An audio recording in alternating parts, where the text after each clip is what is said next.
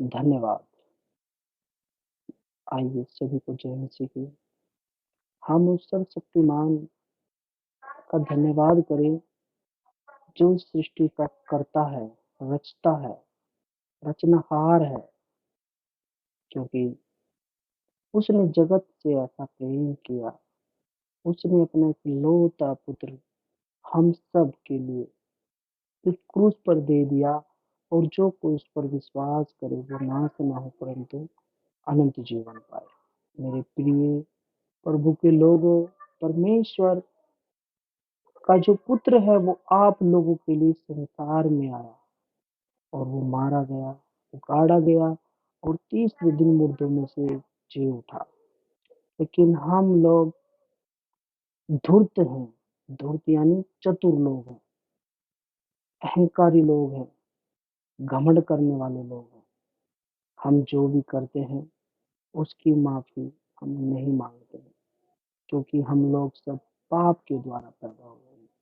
हमारी उत्पत्ति पाप से हुई है, क्योंकि हमारा जो मूल पिता है वो आदम है और हमारी माता है वो हवा है।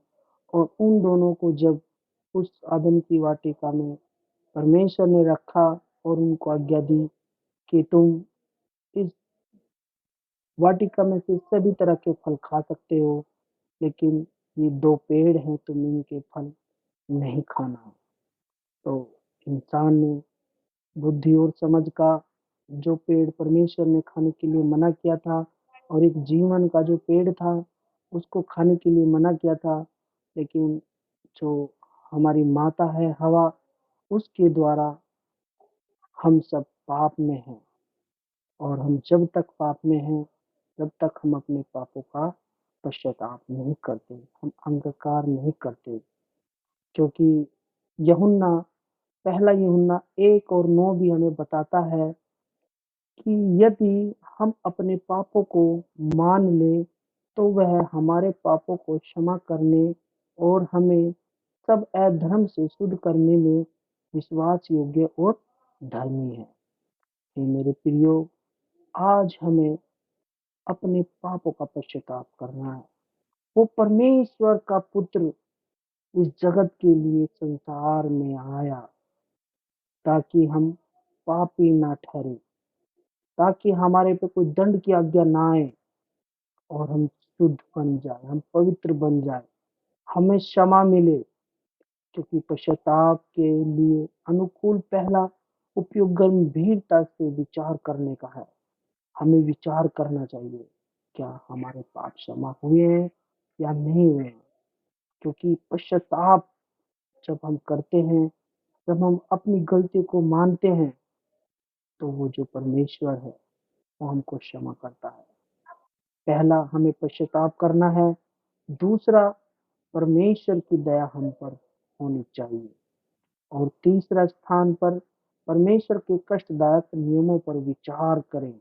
क्योंकि जब हम इस संसार को छोड़ देंगे, संसार की भूख विलास वस्तुओं को जब हम त्याग देंगे, तो हम कौन सी दंड हमारे ऊपर आएंगे।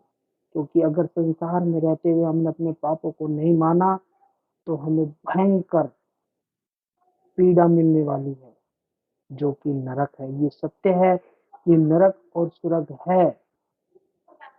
क्योंकि यहोवा अपने निर्णयों में धीरे धीरे आगे बढ़ता है। सबसे पहले वह सहन करने के लिए एक छोटा क्रूस भेजता है, और यदि उससे काम नहीं चलेगा तो एक बड़ा क्रूस भेजता है। वह एक को शुरू में हल्का बुखार भेजता है और बाद में तेज बुखार भेजता है, और समुद्र में एक और हानि भेजता है, फिर एक बच्चे की हानि, और फिर एक पत्नी की हानि। इस प्रकार वह धीरे धीरे लोगों को पश्चाताप करने को उभारने की कोशिश करता है। हे मेरे प्रियो प्रभु के लोगों, पश्चाताप हमारे सब अधर्मों का छुटकारा है। हम सबको पश्चाताप करना चाहिए, क्योंकि कभी कभी परमेश्वर अपने निर्णयों को एक परिवार से दूसरे परिवार में घुमाता है। देश पर दुख का प्याला घूम गया है, सभी ने इसे चखा है। यदि हम अभी पश्चाताप नहीं करते तो हम परमेश्वर का तिरस्कार करते हैं और निर्थार्थ से हम परमेश्वर से उसका सबसे बुरा करने के लिए कहते हैं। हम परमेश्वर को उभारते हैं। हम दुष्टता की ऐसी प्रकृष्टता को शायद ही माफ किया जाएगा। जो हमारे काम हैं, जो हमारे कर्म हैं, जिनके द्वारा हम करके अपने आप में घमंड करते हैं, शायद ही परमेश्वर उसको माफ कर पाएगा। लेकिन मेरे प्रियो, उसी दिन सेनाओं के यहोवा ने रोने और विलाप करने के लिए कहा है और हर्ष और आनंद देखा है। और सेनाओं के यहोवा ने मेरे कानों में यह प्रकट किया, निश्चय यह अधर्म तुझसे तब तक दूर न होगा जब तक तू मर न जाए। मेरे प्रिय प्रभु के लोगों, क्योंकि परमेश्वर अपने वचन के द्वारा बात करता है, क्योंकि उसने लिखा है यशायाह 22 के 12 और 14 में, कहा है उसने कि उसी दिन सेनाओं के यहोवा ने रोने और विलाप करने के लिए कहा है और हर्ष और आनंद देखा। और सेनाओं के यहोवा ने मेरे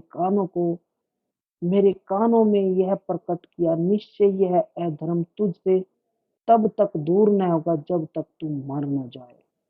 अर्थात बलिदान से या पाप से तृप्त होगा।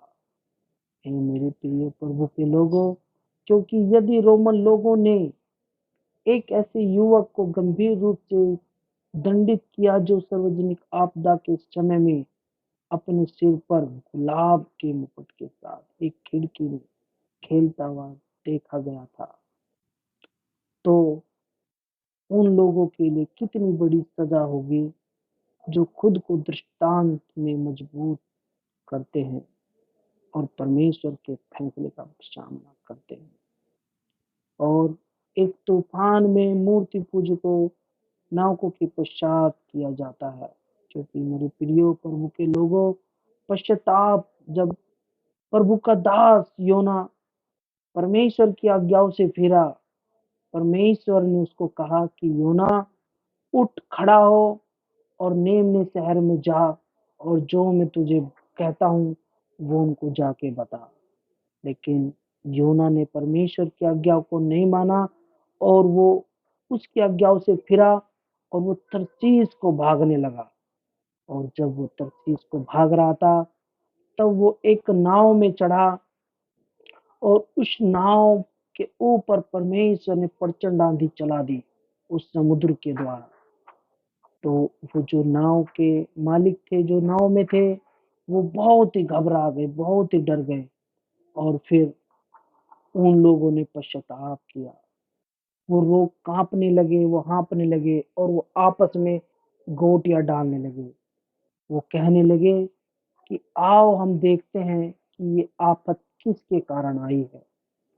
तो मेरे प्रिय प्रभु के लोगों, योना का वचन जब हम पढ़ते हैं 1:14, तो वो हमें बताता है कि अभी पश्चाताप न करना और अपने पापों को समुद्र में न फेंकना अन्य जातियों से भी बेहतर होना है। हे मेरे प्रियो, क्योंकि योना ने पश्चाताप नहीं किया और उसने कहा कि तुम मुझे उठाओ और समुद्र में फेंक दो। और जब वो समुद्र की लहरों में डूबने लगा, उसकी सांसें घुटने लगी। फिर परमेश्वर ने अपनी महिमा के द्वारा जो बड़ी सी मच्छी वहां ठहरा रखी थी, उसने आकर उसको निगला। और वो जब उसके पेट में घुटने लगा तब उसने पश्चाताप किया, उसने प्रार्थना की और शायद ही उसने ऐसा कोई शब्द कहा होगा कि मैं प्रभु माफी मांगता हूँ, या प्रभु मैं तेरी रीति से फिर गया था, या उसने भजन भी गाया है। उसने कहा है कि हे प्रभु, तू धन्य है जो तूने मुझे दो लोक से बचा लिया है। तो मेरे प्रिय प्रभु के लोगों, वो समय नजदीक है जब वो परमेश्वर का पुत्र फिर इस धरती पर दोबारा आने वाला है। इसलिए आप लोग पश्चाताप करो, अपनी गलती गुनाहों को मांगो और अंगीकार करो। अवश्य है कि वो परमेश्वर तुम्हें माफ करेगा। वो माफ करेगा आपको, क्योंकि वो शांति का पिता है, वो दया का पिता है। मैं आपको इन सभी बातों के बाद अपनी बातों को विराम देता हूँ कि आप सोचें, आप पश्चाताप करें, आप परमेश्वर की बातों पे संदेह ना करें। सभी को जय मसीह की। सभी को जय मसीह की।